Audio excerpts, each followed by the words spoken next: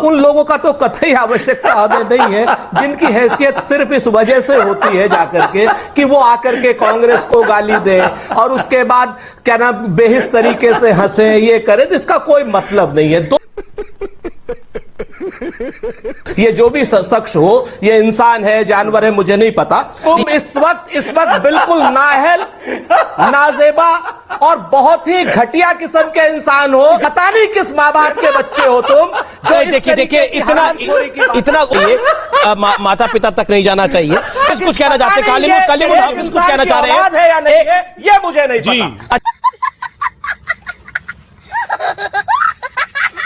तो दोस्तों आज के इस वीडियो में कांग्रेस पार्टी के प्रवक्ता और बीजेपी पार्टी के प्रवक्ता के बीच शानदार जुगलबंदी होता है और जुगलबंदी इस कदर होता है कि मंच पर ही दोनों पार्टी के प्रवक्ता एक दूसरे को गाली गलौज करने लगते हैं और अभद्र भाषा का प्रयोग करते हैं। और अभद्र भाषा का प्रयोग इस कदर करते हैं कि हमको तो लग रहा था कि कहीं ये लोग टीवी फोड़ करके एक दूसरे का माथा ना फोड़ ले। तो ये वीडियो काफी ज्यादा इंटरेस्टिंग है। तो सबसे पहले आप लोग इस पूरे इंटरव्यू को देखिए और यदि चैनल पर पहली बार आए हैं तो चैनल को सब्सक्राइब कर लीजिए ताकि ऐसे ही इंटरेस्टिंग वीडियो का नोटिफिकेशन आप लोगों तक सबसे पहले पहुंचे। तो चलिए वीडियो को शुरू करते हैं। का फैसला पूरी तरीके से पूरे देश को मानना होगा। कोर्ट का फैसला संविधान, तो सर्वे का फैसला तो कोर्ट ने दिया, संविधान हमारा धर्म है। सर्वे का फैसला तो कोर्ट ने दिया। आप तो उत्तर प्रदेश से आते हैं सुरेंद्र राजपूत। सर्वे का फैसला तो कोर्ट ने दिया, सर्वे हुआ और सर्वे में अगर शिवलिंग हिंदू पक्ष क्लेम कर रहा है तो ये रिपोर्ट भी नहीं होना चाहिए, वहां पे शिवलिंग है। अगर आप काशी विश्वनाथ गए होंगे, जो आप गए होंगे, आपने देख रहा, आपने खुद ज्ञान व्यापी की भारी दीवार देखी होगी, उसको देखकर आपको क्या प्रतीत होता है? क्या आपको लगता है वो मस्जिद है? मैं आपसे सवाल पूछ रहा हूं सुरेंद्र राजपूत, आपको क्या लगता है? जी मेरे प्रतीत होने से मसला नहीं हल होता है। प्रतीत जो संविधान को होगा। पहली चीज हमने कोर्ट का कोई विरोध नहीं की। जी मैं आपसे बताता हूं, कोई भी पक्ष हिंसा करे, हिंदू हिंसा करे, मुसलमान हिंसा करे, उसके खिलाफ कोर्ट और सरकार कठोर कार्रवाई करे। ये भारतीय जनता पार्टी की कायर सरकार है जिस सरकार ने वहां पर लॉ एंड ऑर्डर मेंटेन मेरी पट भी मेरी। ओके रिजवान अहमद साहब ने कहा केरोसिन छिड़क दी, पूरे देश में बेवकूफी छिड़क दी, एक चिंगारी बाकी है पागल घोषित करने को। अरे उदाहरण तो सही दो यार। उदाहरण है बारूद छिड़क दिया। अरे केरोसिन छिड़कोगे तो वो भाप बन के थोड़ी देर में उड़ जाता है, उसका असर खत्म हो जाता है। बोला जाता है बारूद छिड़क दिया, केरोसिन नहीं बोला जाता। यहां भी साइंटिफिक गलती। अब तीसरी बात, जी देखिए मैं तो एक इंडिपेंडेंट कमेंटेटर हूं, आप मुझे बुला लेते हैं, मैं आ जाता हूं। पर जो भी यहां पे पक्ष पॉलिटिकल पार्टी को रिप्रेजेंट करते हैं वो अपनी पॉलिटिकल पार्टी की एक तस्वीर होते हैं, एक पहचान होते हैं। अब आप ये बताओ, उत्तर प्रदेश जो कांग्रेस का गढ़ हुआ करता था, जिसने कांग्रेस की पहचान पूरे देश और दुनिया में बनाई, जवाब ले लेते हैं आप। अब अमीश भाई आप कहोगे मैं व्यंग, आप कहोगे मैं व्यंग कर रहा हूं, लेकिन यह व्यंग नहीं है, यह हकीकत है। उत्तर प्रदेश में कांग्रेस 2% की पार्टी है, 2% की। उत्तर प्रदेश का मुसलमान पूरे देश में असर डालता है। दूसरे जो AIM के बैठे हैं, इनकी पार्टी उत्तर प्रदेश में आधे टके की पार्टी है, आधे टके की। अल्लाह वल्लाह, इस कांग्रेस को अगर उत्तर प्रदेश में 22% वोट मिल जाता, ठीक है, और AIM को कहीं 5% मिल जाता, अमीश भाई ये आपके स्टूडियो पे कब्जा कर लेते, आपको मारने पीटने लगते। आप इन लोगों की पॉलिटिकल हैसियत देखिए। नहीं देखिए, हमें तो कोई बात नहीं रहा है, लेकिन मैं जवाब ले लेता हूं। आवाज और बेशर्मी देखिए। ठीक है, ओके सुरेंद्र राजपूत जवाब रिजवान की बात का। दो बातें हैं। अब ये 2%, 1% या बगैर टके के हमें नहीं मालूम, बांग्लादेशी टके की बात कर रहे हैं या 2 कौड़ी की बात कर रहे हैं, इनका जवाब देने की हमें आवश्यकता नहीं है। और उन लोगों का तो कतई आवश्यकता हमें नहीं है जिनकी हैसियत सिर्फ इस वजह से होती है जाकर के कि वो आकर के कांग्रेस को गाली दे और उसके बाद क्या नाम बेहिस तरीके से हंसे, ये करे, इसका कोई मतलब नहीं है। दो बातें बड़ी साफ हैं।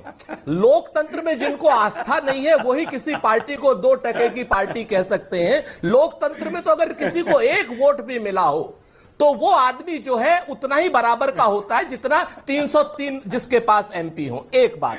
तीसरी बात जो इन्होंने कही, देश में वास्तव में एक बात से मैं रिजवान की सहमत हूं, ये जो भी शख्स हो, ये इंसान है जानवर है मुझे नहीं पता, लेकिन मैं इतना जरूर जानता हूं कि जी जिन्हें लोगों तो सामने दिखाई दे रहा है 2% पागल, ये सब इस तरीके की जो बातें कहते हैं उनको आप इंसान कह सकते हैं। अमीश भाई आप सज्जन आदमी हैं, मैं उतना शायद सज्जन नहीं हूं।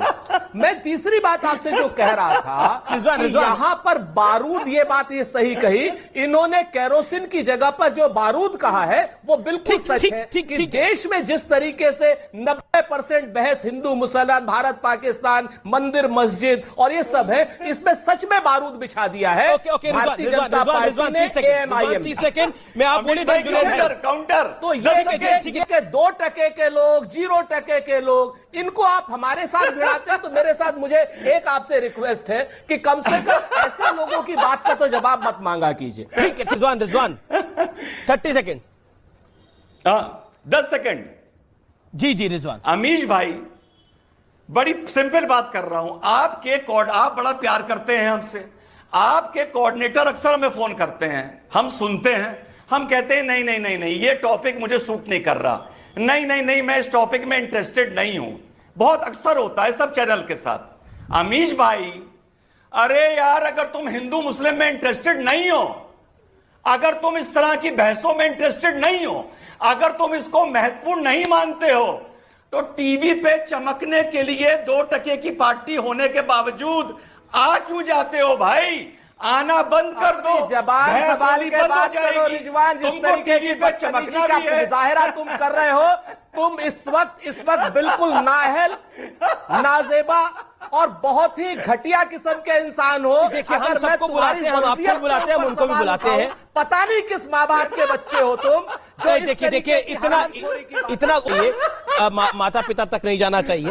कुछ कहना चाहते हैं कालिमुल हाफिज, कुछ कहना चाह रहे हैं, ये मुझे नहीं पता। अच्छा ठीक है, मेरा निवेदन है कि बहस में हम मर्यादा को बनाए रखें। मेरा निवेदन है, मैं हम्बल सबमिशन टू ऑल। मर्यादा जब ये 2 कौड़ी का आदमी मर्यादा नहीं पालन कर रहा है अमीश, कांग्रेस को उल्टा सीधा बोल रहा है, जिसके बाप दादाओं ने कांग्रेस को वोट दिया, इस आरामखोर को।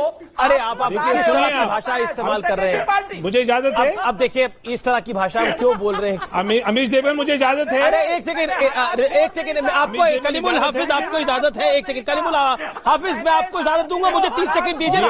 All audio PCR, all audio. तो दोस्तों आप लोगों ने पूरे इंटरव्यू को देखा, किस तरह से यह पार्टी के प्रवक्ता इतने बड़े बड़े मंच पर जाकर इस तरह का अभद्र भाषा का प्रयोग करते हैं। और मैं यहाँ पर खास तौर पर बीजेपी पार्टी का प्रवक्ता, पता नहीं क्या नाम है, जो हंस रहा था, मैं उसको कहना चाहता हूँ कि आपको यदि हंसने का इतना शौक है तो आप कपिल शर्मा शो पर जाइए और वहाँ आपको हंसने का पूरा मौका मिलेगा। कैसा लगा मेरा मजाक? बाकी आप लोग एक देश के नेता होकर के, एक पार्टी के प्रवक्ता होकर के इतने बड़े बड़े मंच पर जाकर के इस तरह का जोकराई वाला काम मत करिए। और आप लोगों से मेरा नम्र निवेदन है कि आप लोग किसी भी मुद्दों पर बात करिए तो आप लोग सीरियस होकर के करिए और इतने बड़े बड़े मंच पर जाकर इस तरह का अभद्र भाषा का प्रयोग मत करिए। बाकी यह वीडियो पूरी तरीके से मनोरंजन के लिए बनाया गया था, मैं यहाँ पर किसी पार्टी का सपोर्ट नहीं करता हूँ। बाकी आप लोग ऐसे नेताओं के बारे में क्या सोचते हैं, अपना राय कमेंट में बताएं। और ऐसे ही इंटरेस्टिंग वीडियो देखने के लिए आप लोग हमारे चैनल को सब्सक्राइब करें। मिलते हैं अगली वीडियो में, तब तक के लिए जय हिंद, वंदे मातरम।